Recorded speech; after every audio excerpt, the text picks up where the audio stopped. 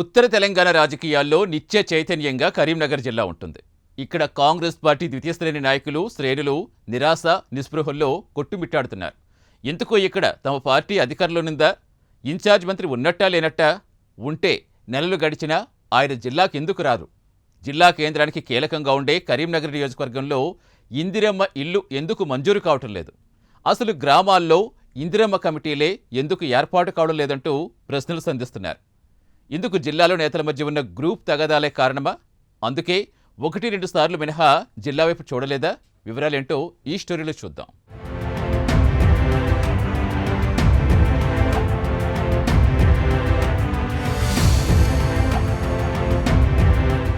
కాంగ్రెస్ ప్రభుత్వం ఏర్పడిన తర్వాత సీఎం రేవంత్ రెడ్డి ఉమ్మడి జిల్లాకు ఉత్తమ్ కుమార్ రెడ్డిని ఇన్ఛార్జ్ మంత్రిగా నియమించారు. ఏడాదిన్నర గడిచినా ఆయన ఒకే ఒక సమీక్షా సమావేశంతో సరిపెట్టుకున్నారు. ఆ సమావేశం కూడా రసాభాసగా మారడంతో మళ్లీ ఆయన జిల్లాలో సమావేశం ఏర్పాటుకే ముందుకు రావడం లేదు అనే మాట వినిపిస్తోంది. ఉమ్మడి జిల్లా నుంచి రాష్ట్ర మంత్రివర్గంలో డి శ్రీధర్ బాబు, పొన్నం ప్రభాకర్ మంత్రులుగా ప్రాతినిధ్యం వహిస్తున్నారు. వీరిద్దరి మధ్య ఆధిపత్య పోరో మరేమో గానీ సఖ్యత లేకుండా పోయింది. ఒకరంటే ఒకరికి పడదు, ఒకరుంటే ఒకరు రారు. వీరిద్దరిలో ఎవరి వద్దకు వెళ్లాలన్నా ద్వితీయ శ్రేణి నాయకులు, కార్యకర్తలు 1కి 10 సార్లు ఆలోచించాల్సిన పరిస్థితి. ఎవరి వద్దకు వెళితే వారి ముద్ర పడిపోతుందేమోననే భయంతో కార్యకర్తలు ఎటూ వెళ్లలేకపోతున్నారు.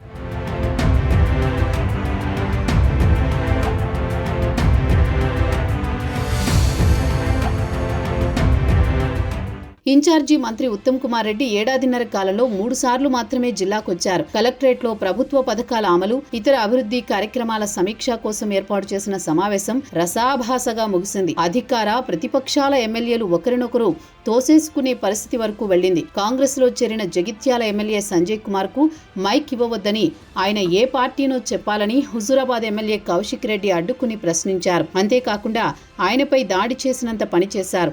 అదే స్థాయిలో సంజయ్ కుమార్ కూడా తీవ్ర పదజాలంతో జవాబిచ్చారు. పోలీసులు కౌశిక్ రెడ్డిని బయటకు పంపించాల్సి వచ్చింది. దీని తర్వాత ఉత్తమ్ కుమార్ రెడ్డి మళ్లీ సమావేశం ఏర్పాటు చేసి జిల్లా అభివృద్ధి కార్యక్రమాల సమీక్షను నిర్వహించలేదు.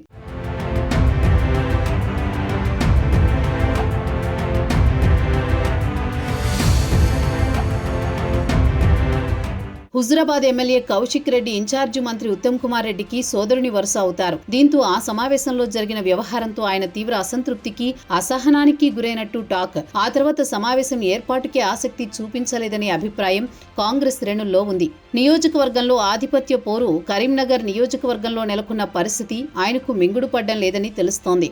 కరీంనగర్ నియోజకవర్గ కేంద్రంగా జరుగుతున్న రాజకీయాలు ఉమ్మడి జిల్లాకు చెందిన 2 మంత్రుల మధ్య ఆధిపత్య పోరుగా మారుతున్నాయనే అభిప్రాయం ఉంది. మంత్రి పొన్నం ప్రభాకర్ గతంలో కరీంనగర్ అసెంబ్లీకి, పార్లమెంటు స్థానానికి పోటీ చేసి ఒకసారి ఎంపీగా గెలుపొందారు.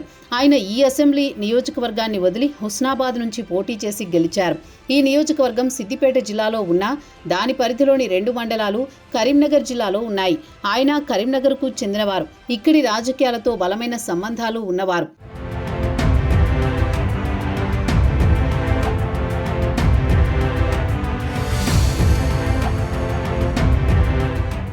జిల్లా నుంచి మంత్రిగా వేరెవరికి అవకాశం కల్పించకపోవడంతో తాను ఆ బాధ్యత నిర్వహించడానికి ఆసక్తి చూపిస్తూ అన్ని కార్యక్రమాల్లో పాల్గొంటున్నారు. ఆయనకు సంబంధం లేకుండానే సుడా చైర్మన్గా కోమటిరెడ్డి నరేందర్ రెడ్డిని, జిల్లా గ్రంథాలయ సంస్థ చైర్మన్గా సత్తు మల్లేశంను నియమించారు. వీరిద్దరూ ఒకరు మంత్రి శ్రీధర్ బాబు వర్గానికి చెందినవారు కాగా మరొకరు ముఖ్యమంత్రి రేవంత్ రెడ్డికి సన్నిహితుడు.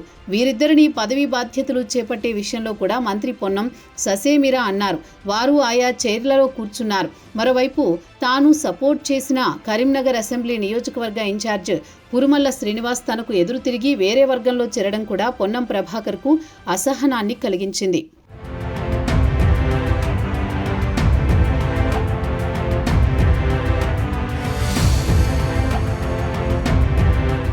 అయితే వీరందరికీ శ్రీధర్ బాబు అండగా ఉన్నారనే అభిప్రాయం పొన్నం వర్గంలో పాతుకుపోయింది. శ్రీధర్ బాబు వర్గీయులు దాన్ని కొట్టిపారేస్తున్నారు. శ్రీధర్ బాబు అడపాదడపా ఇక్కడి కార్యక్రమాలకు వస్తున్నా ఇద్దరి మధ్య ఏమాత్రం సయోధ్య ఉండడం లేదు. ఈ 2 మంత్రుల వ్యవహారాన్ని ఇన్ఛార్జి మంత్రి ఉత్తమ్ కుమార్ రెడ్డి తలనొప్పిగా భావిస్తున్నారని పార్టీ నేతలంటున్నారు. మంత్రి పొన్నం ప్రభాకర్ పై కరీంనగర్ అసెంబ్లీ నియోజకవర్గ ఇన్ఛార్జి పురుమల్ల శ్రీనివాస్ పలు వ్యాఖ్యలు చేసి సస్పెన్షన్ వేటు ఎదుర్కొన్నారు. ఇప్పుడు ఆయన తన పరిస్థితి ఏంటో స్పష్టం చేయాలని, సస్పెన్షన్ ఎత్తివేస్తుందా లేదా తేల్చాలని పట్టుబడుతున్నారు.